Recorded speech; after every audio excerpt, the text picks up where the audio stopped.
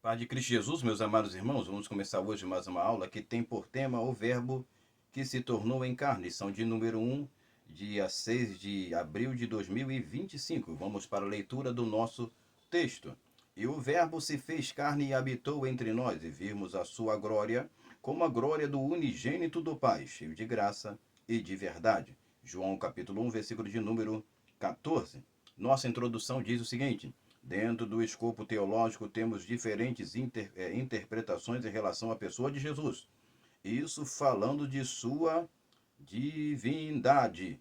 Não é a sua humanidade que ratifica as suas obras, e nem a sua pessoalidade. Então, a sua humanidade não ratifica as suas obras, não é ela, a humanidade de Jesus, que vai ratificar as obras de Jesus e também ratificar a pessoalidade de Jesus. Na realidade, as obras, a humanidade de Jesus está mais intrinsecamente envolvida com a pessoalidade de Jesus, mas não é a humanidade de Jesus ou a fisicalidade de Jesus que vai ratificar tanto as obras, tanto a pessoalidade. Jesus, ele é alvo de discussão teológica, entre, por isso, diversas interpretações, por dois lados distintos, né? Porque uns vão acreditar pelo texto bíblico que Jesus é Deus pela apresentação do texto de João capítulo 1, versículo 1 e até mesmo pelo versículo 14. Contudo, quando chega no versículo 14 e fala que o verbo se fez carne e habitou entre nós, eles vão anular a divindade de Jesus pelo verbo se fazer carne. Então Jesus se fazer carne, ele deixa de ser Deus.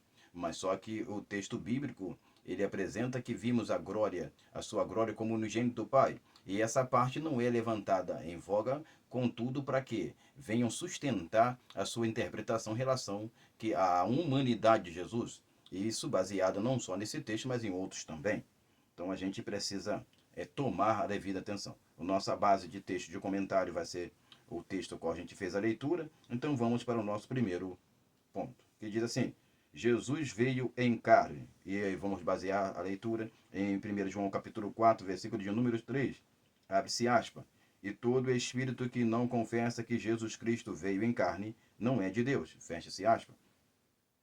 Porque que eu levantei e coloquei esse texto aqui. Esse texto está aqui porque nós temos uma parte do versículo que ele fala veio em carne. E quando nós chegarmos um pouquinho mais para frente, nós vamos levantar uma hipótese que não tem por objetivo anular que Jesus Cristo vem em carne, mas fortificar a diferença de sua carnalidade e fisicalidade ou de sua pessoalidade.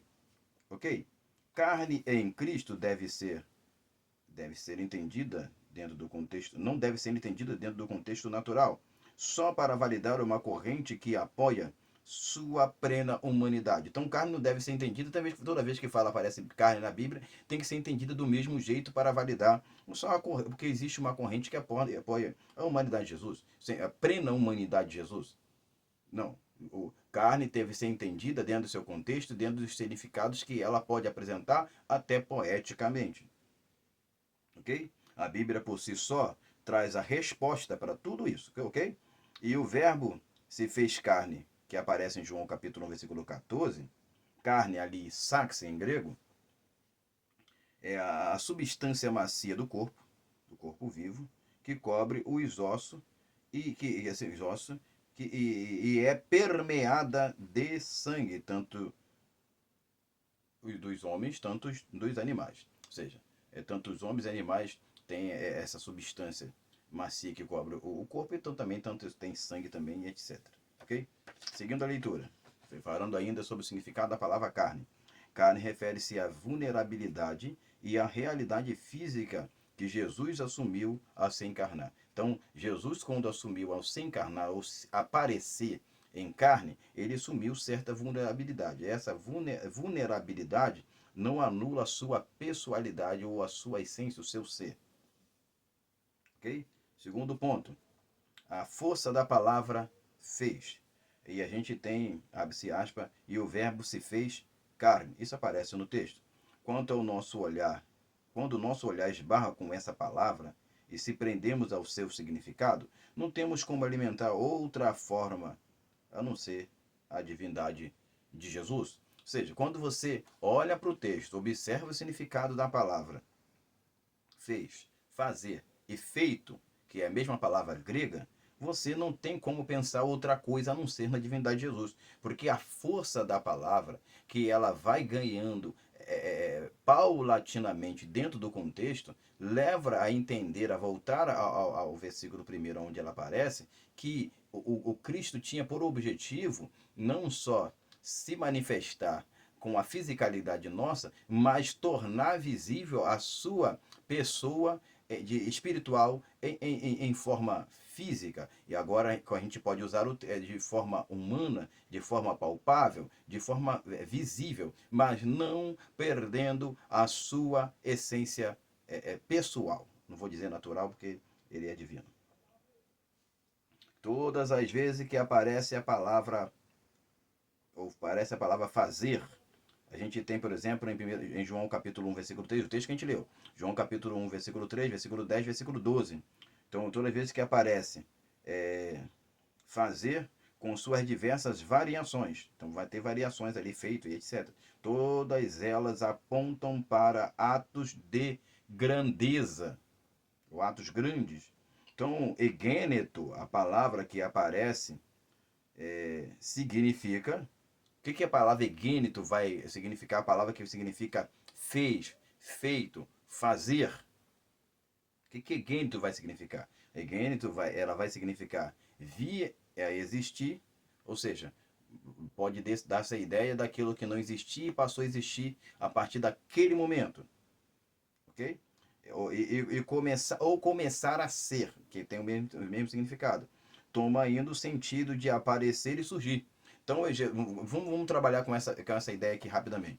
Vamos supor que Jesus Cristo fez que aquela carne que ele assumiu, ele fez surgir naquele momento uma carne diferente e ela apareceu naquele momento. Tá? Então, a carne de Jesus, pelo significado da palavra, ela não é uma carne que vem progressivamente pela geração humana, mas era uma carne diferente que, pelo escopo bíblico, a gente vai encontrar, por exemplo, em 1 de Pedro, capítulo 1, versículo 23, que é pela semente que dele é apresentada, a semente que o filho tem, que a gente vai ter também isso no porvir. Por exemplo, 1 João capítulo 5, versículo de número 18, que a semente do Pai está nele. Então, é dentro desse escopo que eu apresento que o filho, por ele ter uma semente diferente, ele vai ter uma fisicalidade diferente. Dentro do comentário da descrição do vídeo, você vai encontrar uma explicação muito mais avastada referente ao assunto.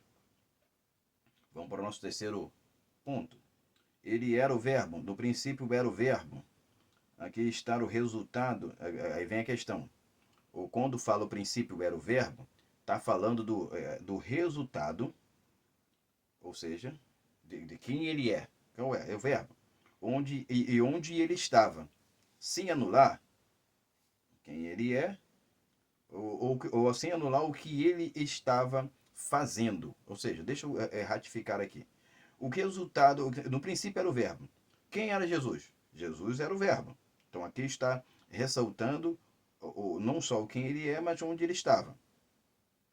Então a gente precisa ter em mente que o verbo era uma palavra proferida em voz alta, uma expressão do pensamento.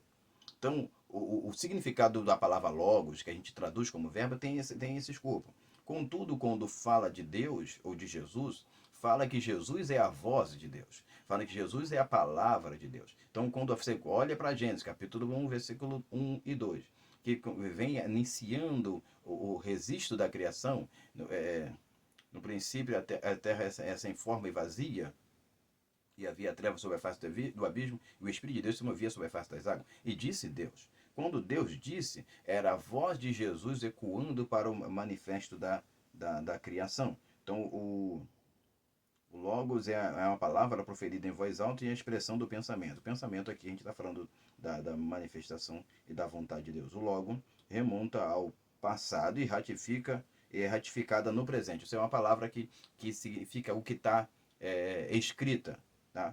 Mas também pode ser uma palavra oral, sentido também. Conclusão.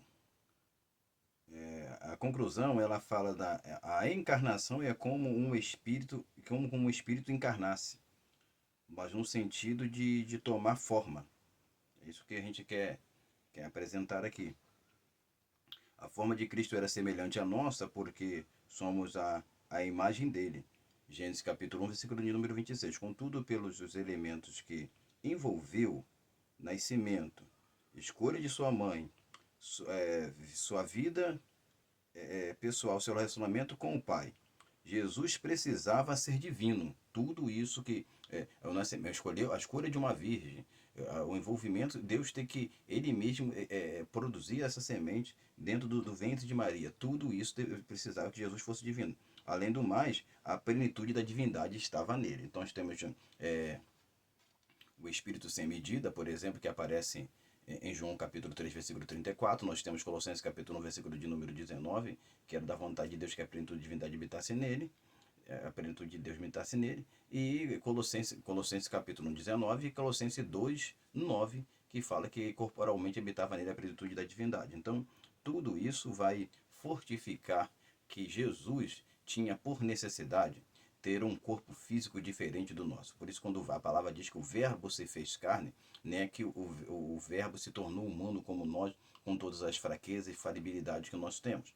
Mas o verbo se fez carne, ele se apresentou com com a nossa imagem, com a nossa pessoa, com nossa humanidade, questão de expressão, mas não no sentido de fragilidade, de vulnerabilidade, como o texto que a gente já leu aqui em cima, ele apresenta dentro do significado da palavra carne. Claro que vulnerabilidade ali, ela tem o sentido de restrição. Jesus não podia, dentro da sua fisicalidade, estar em 2, 3, 4 lugares. Ele estava ali onde ele estava. Contudo, isso não anulava a sua divindade. Ele era um divino que se permitiu ou se deixou, pelo seu poder e a sua vontade, de estar restrito a todas essas coisas. Mas essas restrições não anula, não apaga, não extingue a sua divindade, a sua pessoa, aquilo que ele é, que é o Verbo de Deus encarnado. Além do mais, temos ainda 1 Timóteo, capítulo 3, versículo 16, que vai falar de que Deus se fez carne. Claro que algumas versões mais modernas vão arrancar esse termo Deus e vai colocar a palavra aquele. Mas na versão King James, na NVI, você vai encontrar a palavra Theos, baseado no texto Receptus e no texto majoritário. Que Deus possa nos abençoar e nos permitir uma excelente aula de escola dominical. Que Deus nos abençoe em nome de Jesus. Amém.